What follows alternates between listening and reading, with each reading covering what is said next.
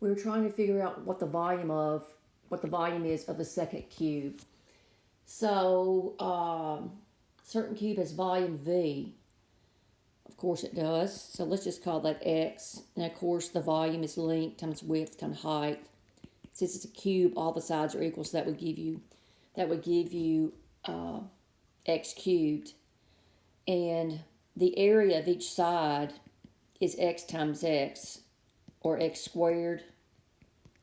And how many sides of a cube do you have? We have 6, the 4 sides and the top and the bottom.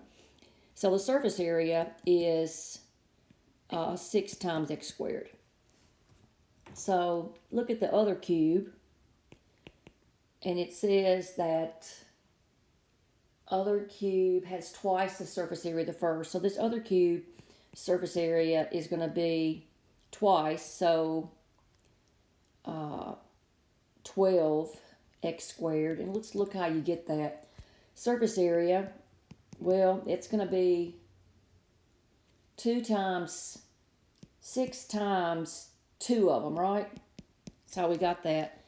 Well, remember, this is the area of each face, and you have 6 of them, so that's why you multiply it by 6. So if you look at one of the sides of this other cube, how can you get a 2? What times what gives you 2? What same thing can you multiply together to give you a 2? Has to be a square root 2. So this is, so the volume then would be length times width times height, and all of it's square root 2. It'd be square root 2 cubed, and that's square root 2 times square root 2 times square root 2, and that's 2 square roots of 2 times your volume. So that answer has to be B.